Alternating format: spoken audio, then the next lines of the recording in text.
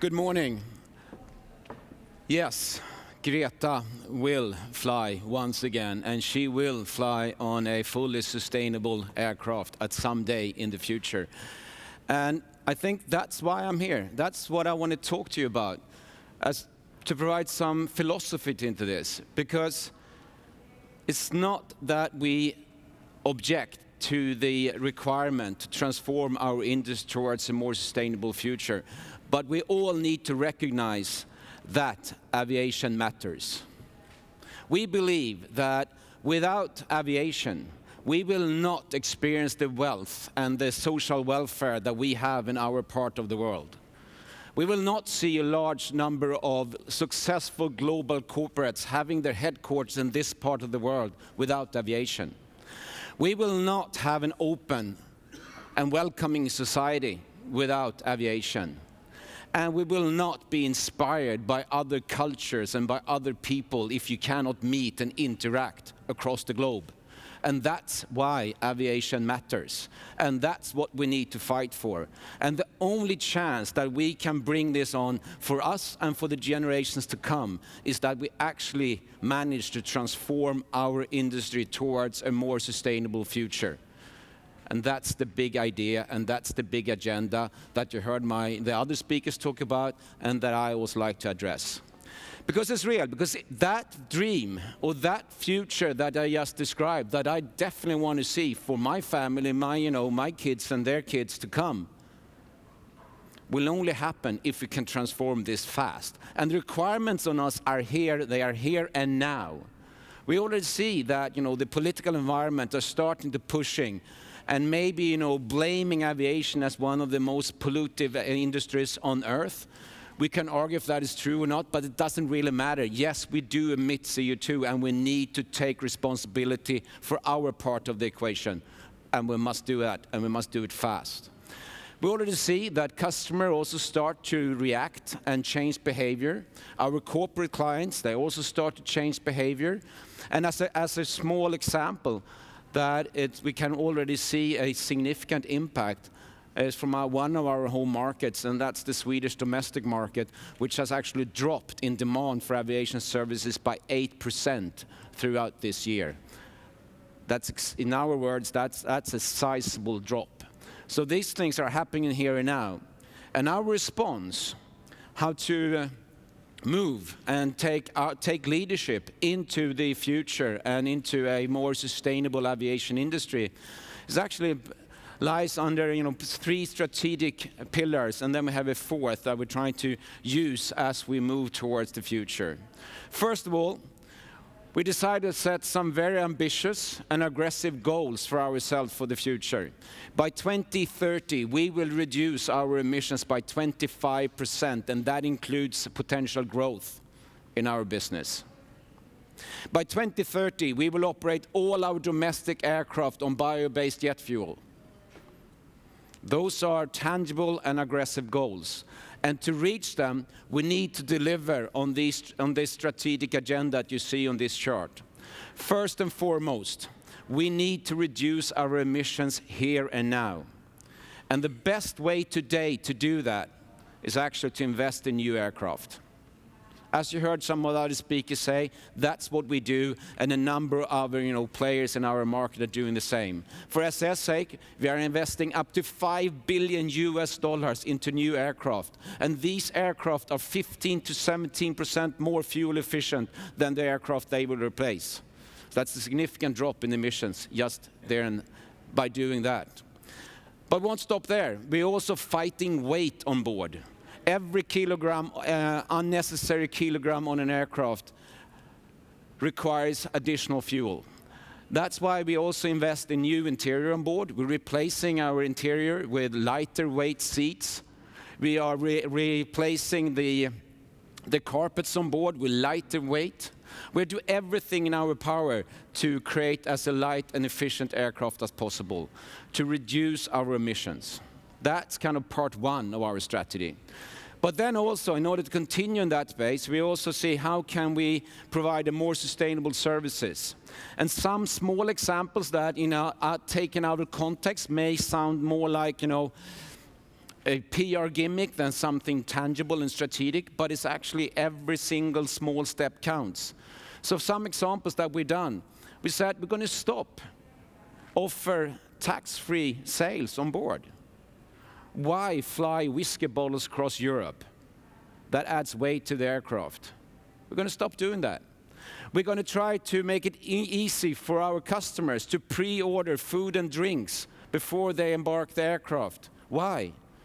Because then we don't load unnecessary weight on board. And by the way, we don't have to throw away all the waste that is not consumed on board. Because we can't even give the fresh fruit to charity, because if it crossed borders, by law you have to destroy it. So we burn a lot of fresh food. We got to stop doing that. We're going to replace all the plastics on board. All of these things matter. But then longer term, we also need to move faster towards a more sustainable future. And I'm proud to say, and you heard Glenn talk about that as well, that we are a proud partner with Airbus to think about the future of aviation. What will the next generation aircraft look like? And how can we ensure that we, as quickly as possible, will be able to deploy a zero-emission aircraft in the near future? That's a huge task that we will work together with, in this case, with Airbus to complete. But we also need to find the bridge from today and that future, because that new aircraft will take a number of years that you heard Glenn talk about before it becomes a reality. And we cannot just sit and wait for that to happen. We got to do something here and now. And that bridge, to me, is called sustainable aviation fuels or bio-based fuels. Every single aircraft today, the technology we operate today, can fly on bio-based jet fuel. We want to buy more bio-based jet fuel. The problem is there's no supply out there. And the shortage of supply that is available costs 4 to 5 times the amount of fossil fuel. But we need to get large-scale production of bio-based fuel ongoing. And the beauty is that we are part of the world where a lot of the raw material is available. Forestry and agricultural waste is absolutely perfect raw material to produce bio-based jet fuel. So we're engaging with in research institutes, we're engaging in the political environment, we're engaging with oil producers to try to push for the right incentives for large-scale bio-based jet production. We need that, and we need that for the sustainable aviation, and we need it to deliver on our goal for 2030 of 100% bio-based domestic flights.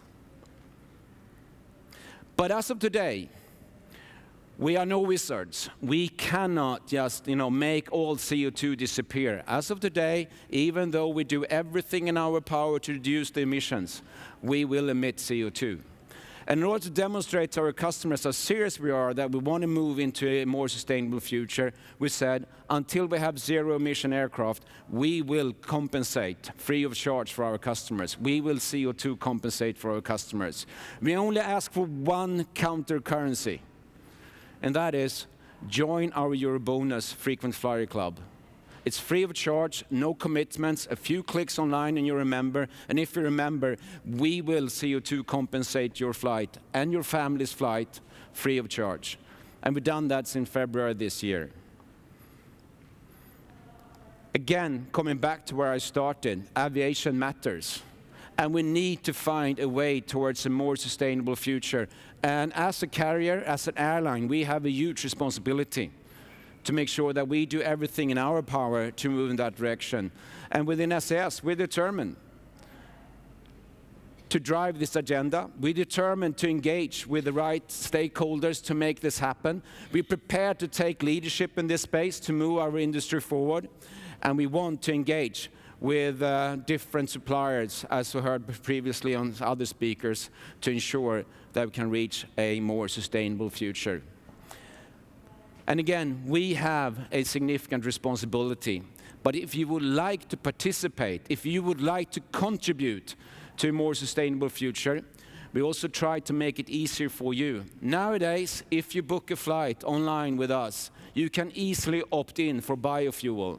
We won't charge any margin on this. It will be at cost. But if you want to, you can actually voluntarily, no requirement, but voluntarily, you can opt in and say that I want to buy biofuel for this particular flight, and we'll sort it out for you. That was my short 10-minute preach about aviation and why it matters. Thank you so much for your attention.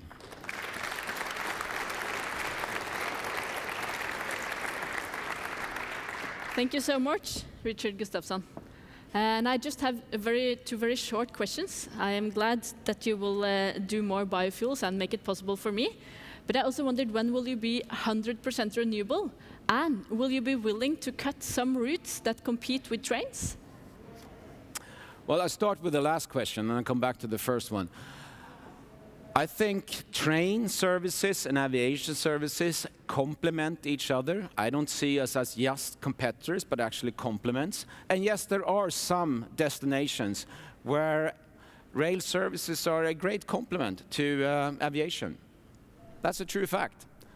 And I think we need to make sure that we find an effective way to deliver our product and in a time-efficient way for the consumer.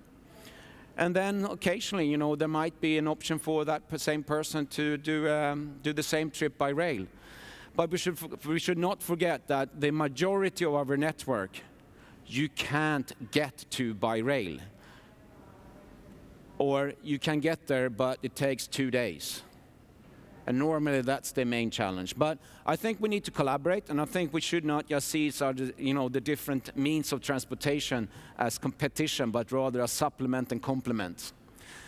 When you will see a fully, zero-emission aircraft? As soon as possible. I think that as of today, due to the regulatory environment, you can only fuel a maximum 50% of a commercial aircraft is allowed to fly on biofuel. So today you can only mix 50% fossil and biofuel.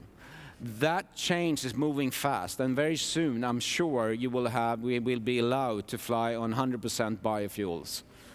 So there will be in the near future flights that will be fully biofuel, and then you have actually a zero-emission aircraft. Give him a warm applause. Thank you.